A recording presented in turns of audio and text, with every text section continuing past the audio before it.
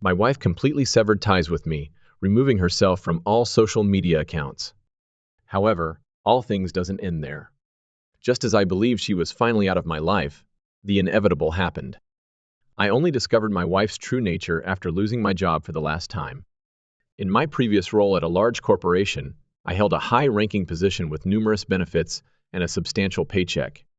This allowed my wife, whom I had been married to for 4 years, to forgo work as I took care of her. She efficiently managed our household and looked after me and my elderly mom. Despite my siblings' desire to place our mom in a nursing home, I cut ties with them over this matter.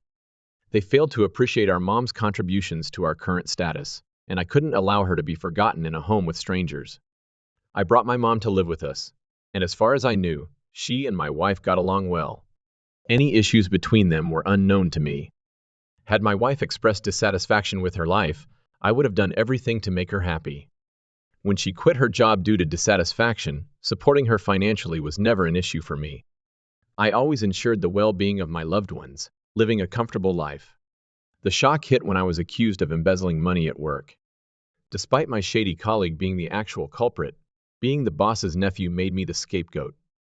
Though I received severance pay, I found myself jobless. While I eventually secured another job, it was a significant step down.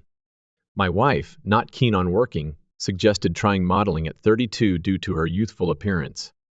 I had no objections, as long as she was happy with her decision. Attending her photo shoots, I could see her genuinely enjoying her new career. We hired a nurse for my mom, and this arrangement worked well until I stumbled upon a box containing expensive cufflinks, raising questions about their origin. The discovery of a man's cufflinks among her belongings unsettled me, but I assumed there must be a logical explanation. When I confronted her, she explained that they were a gift for me, forgotten after a photo shoot. Despite feeling foolish for doubting her, my mom warned me to be cautious, pointing out my wife's misleading behavior about her whereabouts. Installing a tracker in my car revealed inconsistencies, and she frequented a specific address, allegedly earning money. Investigating further, I discovered the address belonged to a photographer known to my cousin's friends. Feeling like my life was spiraling out of control, I found myself at my wit's end, questioning the honesty in my marriage. When my cousin explained the nature of the content he produced, I felt a wave of nausea. We had agreed that her modeling would remain dignified, so why was she involved in this? Were all her other photo shoots just a cover for what she was really up to? I knew that kind of content could bring in a lot of money, but we weren't desperate for cash. Sure, we had to tighten our belts a bit, but I thought we were content. I decided to confront the photographer and demand he stop working with her. She hadn't been honest with me and hadn't considered how her actions would reflect on our family. She could have at least been upfront about what she was doing, so I went to meet the photographer. I told him about my wife and asked him to stop shooting her. His name was Raphael, and his studio was quite impressive. His work seemed tasteful, but I didn't let that sway me. Raphael didn't seem bothered by my accusations. He told me that while he did shoot that kind of content, my wife only did hand modeling and small campaigns with him. He then showed me a portfolio of her work, and I felt like a fool. I apologized for my false accusations and made my exit. But before I left, I had a strange sense of familiarity. I asked Raphael to keep our conversation from Enid, and he agreed. He said he often dealt with concerned husbands, so he understood where I was coming from. The man who escorted me out seemed familiar. Something about the studio, or maybe him, gave me a sense of déjà vu. I brushed it off as nothing. 3 days later, my wife was in a hurry to get to work and left her bag in our room. I quickly grabbed it and ran outside to catch her before she drove off. I managed to hand her the bag just in time, but when I returned to the house, I stepped on something in the driveway. I picked it up and saw that it was a positive pregnancy test. I was ecstatic. At last, we were going to be parents. I dashed inside to share the exciting news with my mother, but asked her to keep it under wraps since my wife hadn't officially shared the news with me yet. It all made sense now, her recent mood swings and the distance she'd been keeping. I felt guilty for having doubted her and decided to make it up to her by cooking dinner. I must say I'm quite the chef thanks to my mother's teachings. I texted her to ask when she'd be home, but my note bounced back. I checked our Wi-Fi connection, but it was working fine. Then I noticed her profile picture was missing. I tried calling her, but her number was unreachable. All her social media accounts were deactivated, and I started to worry, especially considering her delicate condition. This wasn't the first time she'd blocked me. The smallest things could set her off, leading her to deactivate her social media accounts until she felt better. On such days, she'd usually retreat to her mother's house for some rest. I'm not at liberty to disclose her exact diagnosis, but she has a personality disorder. She's managed it well over the years, but some days are tougher than others. So as usual, I did what I do in such situations. I checked to see if she'd made it to her mom's house. Her mother was able to reassure me that she was all right, just needing some space. I felt a mix of emotions, joy from the pregnancy news, but also a hollow feeling because she wasn't there with me. Perhaps she was having doubts about the baby and didn't want me to find out. I finally went upstairs that day and was met with a stark emptiness, her mirror, her jewelry box, all gone. Her closet was bare, not a single piece of clothing left behind. I asked my mom's nurse if she knew anything, and that's when she handed me a letter. It was from her. I read it. Dear John, I love you, but I can't stay. I feel trapped. I need to breathe. This life isn't for me. Don't try to find me. Pretend I no longer exist. I just can't do this anymore. Goodbye. I asked the nurse to leave, and then I hit the wall so hard my knuckles started to bleed. She had vanished without a trace, carrying my unborn child. A few days later, I heard that Raphael had skipped town and run off with a woman. This made me question whether the baby was even mine. The worst part, I'll never know. Now, I'm left in this house that feels more hollow with each passing day. My mom passed away a few months back, and before she left, she assured me that time would mend my wounds. But it's been half a year since she disappeared, ghosting me and hasn't reached out since. My routine is simple: go to work, come home, and drink until I black out. I don't think I'm an alcoholic, but I do think I'm battling depression. I feel utterly alone in this world. She's out there, probably happy. I still can't figure out what I did to make her cheat on me. I grapple with these questions daily. Sometimes I feel like I should disregard her wishes, track her down, and demand closure. I want her to face me and tell me it's over, not through some impersonal letter. Man, I feel so low. I guess I'm sharing all this so that someone, anyone, can understand what I'm going through. I haven't confided in any friends or family because I'm afraid of appearing weak, so I put on a brave face, and they don't ask any questions. I need to know, is there a way, any way I can move forward? I'm just so exhausted. Update 1. 2 months later, after pouring out my heart to you all, I found myself sleeping more peacefully that night. The following morning, I felt a sense of relief. I began to clean the house, discarding her belongings once and for all. In the subsequent week, I even managed to go golfing with a friend. Over these 2 months, I took small steps to reclaim my life. I also started attending weekly therapy sessions, which made me realize that I might have been dealing with a narcissist. I won't delve into the early stages of our relationship, but there were numerous red flags that I overlooked simply because I didn't want to lose her. This made me question, did my love for her morph into an obsession? I've been undertaking the most challenging task a person can do, having brutally honest conversations with myself. Through this, I've gradually started to let positivity seep back into my life. I genuinely believe that I'll be okay someday. When I revisited my previous post, I noticed that the anger and sadness I felt while writing it have started to dissipate. It's gradually fading away. I want to thank everyone for their comments and advice on moving forward. I believe I can do it. Update 2. A lot of positive changes have occurred in my life since then. I stopped dwelling on her and the pain she caused me, and gradually I found my way back to life. My job performance improved, leading to a transfer and even a promotion. I now live in a serene, small, and comfortable area. It's the perfect place for me and my fiancé. Yes, you heard right. My marriage to Enid ended over a year ago. Thankfully, I didn't lose anything to her, and we both moved on. I haven't seen her in more than a year and a half, but I'm convinced that the child she was carrying wasn't mine. Why else would she run off with a photographer? Regardless, I've forgiven her, not because she deserves it, but because I'm a decent person. Now, about my fiancé. I met her when she was involved in a roadside accident. The person who hit her car fled the scene, and she was running late for a meeting. I managed to memorize the license plate of the hit-and-run car. I approached her and blurted out the license plate number before even saying hello. She gave me a bewildered look and was about to call for help when I explained that it was the license plate of the car that hit her and took off. She was incredibly grateful for my help. I stuck around while she dealt with the police and all the necessary procedures. I'm not sure what compelled me to stay and ensure she was all right. Afterward, she invited me for coffee, and, well, the rest is history. I'm brimming with happiness these days. My mom was right, time does indeed heal. I feel rejuvenated and haven't fallen back into my old habits for a long time. My fiancé and I are expecting a baby soon, and we're organizing a cozy wedding with our close friends and family. I'm thriving in my job and have made significant progress over the past year. The only issue is that I've been having dreams about Enid. Sometimes when I'm out, I think I catch a fleeting glimpse of her, which unnerves me. It's like I'm haunted by a specter. The dreams about her are far from pleasant, but I know better than to seek her out. She made her choice when she left me grappling with unanswered questions.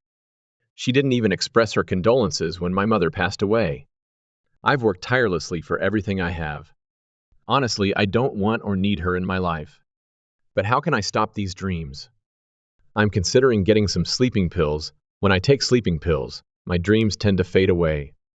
I discussed this with my close friend Peter, and he suggested that dreaming about an ex might indicate some unresolved issues. But does that mean I need to track her down to figure out what's left unsettled? I'm content. I told Peter I don't need her barging into my life and wreaking havoc as she's known to do. I didn't reach this point of peace easily. Update 3: She's resurfaced, and you won't believe what she's claiming. Well, my previous post didn't age well, to say the least. I didn't seek her out. She tracked me down. Despite changing my phone number, job, and address, she managed to find me like some sort of detective. She sent me a text asking to meet not even 2 weeks after I started having dreams about her. I had nothing to say to her, so I blocked her. She kept calling from different numbers, and my fiancée Claire started getting suspicious about the influx of calls. I had to fib and tell her that I'd accidentally signed up for a telemarketing service. I felt guilty when Claire decided to change her phone the very next day just to give me some peace. Peter suggested that perhaps I should share the full story with her, not just the condensed version. Did I heed his advice? No, I rarely do. I should have, because Enid showed up at Claire's workplace with a kid claiming he's mine. I was at work contemplating getting a restraining order against Enid when, lo and behold, she makes her move. Claire called me, saying a woman claiming to be my wife had shown up with a young boy, allegedly my son. Talk about impeccable timing to wreak havoc in my life once again, right? I had grieved for her and that child, mentally buried them, and now they just saunter back into my life as if nothing happened. I told Claire we'd discuss it later, then shot a text to Enid asking if she'd lost her mind. I warned her to steer clear of my fiancé. She responded, saying she'd been trying to get my attention, but I'd been ignoring her. Did she really think she could just stroll back into my life, and I'd welcome her with open arms, no questions asked? I was trembling. I had no idea if the child was mine. I'm still grappling with all this. Eventually, I mustered the courage to tell her we should meet and talk it out. The next day when I got home, Claire was livid, and rightly so. She demanded to know why I hadn't told her about having a child and why I was still married to Enid. But I'm not married to her. I have no clue what she's talking about. I had no choice but to spill the beans, delve into the nitty-gritty of what transpired, and beg for her forgiveness. Claire forgave me, assuring me she'd stick by my side no matter what. I don't deserve such unwavering loyalty. I'm truly blessed to have her in my life. The following morning, I met with Enid. Claire stayed in the car while I had a chat with Enid. Seeing her for the first time in a year and a half was a jolt to my system. She's changed so drastically, it's hard to recognize her. She used to be vibrant, energetic, and passionate, but the woman standing before me looked a decade older. She reeked of cigarettes and had put on quite a bit of weight. Beside her was a young boy with wide eyes and a skinny frame. I sat down without saying a word to her and ordered something. Then I greeted her. She immediately burst into tears, suddenly breaking down, expressing relief that I seemed to be doing well, better than she was. After she left me, she continued modeling for Raphael until her pregnancy started showing. She had no choice but to tell him she was expecting, but he wanted her to terminate the pregnancy. She refused, and he left her.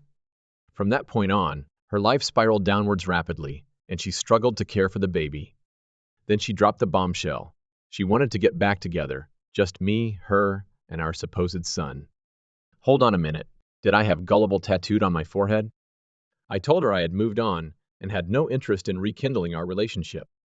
Then she pulled out all the stops, resorting to manipulation tactics like crying and blaming her mental health for her actions. I knew she believed she still had some sway over me, the kind she once had, but not anymore. Being with her was mentally exhausting. No matter how hard I tried to make her happy, it was never enough. She left me in shambles, and now she wanted to finish what she started. I told her I didn't want her back, but we still needed to conduct a DNA test on the boy. Who knows, it could be another one of her schemes to worm her way back into my life and wreak havoc. The boy looked so innocent and bewildered, a picture of sadness and confusion as he gazed up at me. I had to avert my gaze because the guilt was overwhelming. She knew this would get to me. She knew how much I yearned for a child. I rose from my seat, unable to endure this any longer. It was like reliving the darkest moments of my life just sitting there.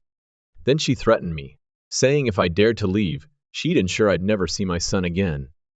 I froze. I couldn't face her or anyone else. I was trembling, a cocktail of anger, fear, and a myriad of other emotions coursing through me. Then a comforting hand rested on my shoulder, and I saw it was Claire. She reassured me that everything would be all right. She took a seat and asked Enid what she wanted. Enid demanded money, a hefty sum for child support. Claire responded, all right, but we'll need a DNA test first to confirm that he's indeed Ian's son. Enid told her to stay out of it, calling her sloppy seconds. Claire retorted that at least she genuinely loved me and hadn't caused me any pain. Before I could react, Enid lunged at Claire, slamming her head onto the table.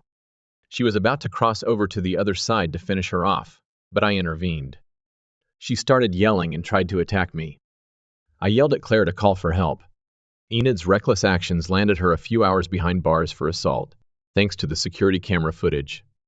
In the meantime, the child was placed in foster care, but I managed to secure a court order for a DNA test. The results are due in a few days, and I'm honestly at a loss for how to feel. Claire assures me that regardless of the outcome, she'll continue to love me and accept the child. The thought of having a lifelong connection to Enid through this child is daunting. It feels like she'll always be there, looming over me like a dark cloud no matter where I go. I don't harbor any love for her anymore. I see her for the manipulative person she truly is, and it scares me. For the sake of my wife and our unborn child, Enid always seems to have a trick up her sleeve capable of causing havoc and escaping unscathed. So now I need to plan for the future to ensure our safety. Update 4. It's not over yet. We're about to receive the DNA results, so I'll read them out to you like a daytime talk show host. He is not the father. Here's my update. The child isn't mine. I was at a loss for words when I found out, even though it confirmed my suspicions. The child was probably Raphael's, who had promptly abandoned Enid upon learning of her pregnancy. My heart ached at the thought of her being solely responsible for that child's upbringing. So Claire and I proceeded with our assault and stalking charges against her. It wasn't difficult for the court to determine that she wasn't fit for full custody of the child. Her past was riddled with questionable activities, and it was finally catching up with her. The court conducted a thorough evaluation and concluded that she needed professional help as she posed a risk to herself and others. I felt a deep sense of pity for the innocent boy, Bryce. Despite my initial inclination to distance myself, I felt compelled to ensure his biological father at least acknowledged him.